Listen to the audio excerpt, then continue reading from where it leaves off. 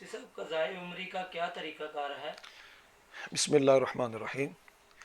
ایک ہے قضائے عمری کا مفہوم جو عوام میں رائج ہے، اور ایک قضائے عمری کا مفہوم جو شریعت مطہرہ کے اندر ہے۔ قضاء عمری کا مفہوم جو عوام کے اندر رائج ہے وہ یہ سمجھتے ہیں کہ شاید شب قدر یا رمضان المبارک کا جو آخری جمعہ ہوتا ہے اس میں جمعہ کی نماز کے بعد عصر سے پہلے نوافل کو پڑھا جاتا ہے، جس میں سورہ فاتحہ کے ساتھ 25 مرتبہ سورہ اخلاص پڑھی جاتی ہے، اور اس طرح نماز کو ادا کر کے وہ سمجھتے ہیں کہ شاید ہم نے زندگی بھر کی نمازوں کو قضا کر لی ہے۔ حالانکہ یہ جس روایت سے استدلال کر رہے ہیں ان روایتوں کے بارے میں موضوعات میں ملا علی قاری میں اور تذکرۃ الموضوعات میں ابن جوزی نے اور دیگر ہمارے محدثین نے سخت کلام فرمایا اور اس روایت کو من گھڑت قرار دیا ہے۔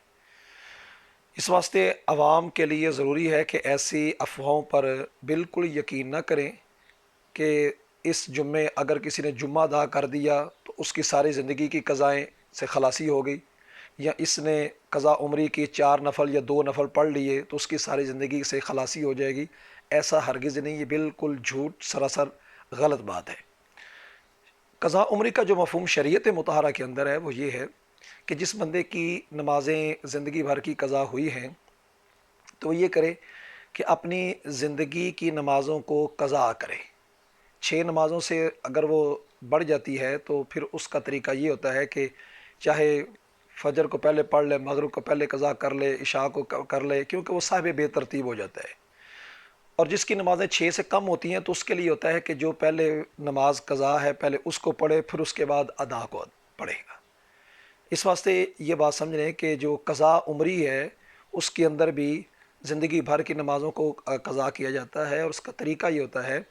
کہ تعیین ضروری ہوتی ہے۔ فجر کی ہے تو پتہ چلے فلانے دن کی فجر ہے، جمعرات کی ہے تو جمعرات کی فجر، جمعے کی ہے تو جمعے کی فجر، ظہر ہے تو اسی طریقے سے وہ بدھ کی جو ہے ظہر ہے اس کی قضا کرنی ہے۔ لیکن اگر یہ پتہ نہیں ہے کہ سال ہر سال کی نمازیں قضا ہیں، لیکن پتہ نہیں ہے کہ وہ کون سی نماز ہے اور کس دن کی ہے، اتنا پتہ ہے کہ نمازیں قضا ہیں سال ہر سال کی، تو اس کے بارے میں ہمارے محققین نے خصوصاً علامہ ابن عابدین شامی رحمۃ اللہ نے فتاوی شامی کے اندر ارشاد فرمایا کہ اس کا طریقہ کار یہ ہے کہ فجر کی نماز ہے نا مثلا، تو یوں کرے 2 رکعت نماز فرض قضا نماز فجر اول، یا 2 رکعت نماز فرض قضا نماز فجر آخر، تو اب یا فجر سے لے جائے یا آخر سے لے لے، فجر کو آخر سے لے یا اول سے لے، اس طرح ظہر کو آخر سے لے یا اول سے لے، تو اس طرح جو بھی نماز قضا کرتا جائے گا، جو قضا کرے گا وہ اول سے لے گا تو پھر جو پیچھے آئے گی وہ اول ہو جائے گی، پھر اس طرح کرتے کرتے وہ پوری زندگی کی نمازیں اس نیت سے قضا کر لے گا۔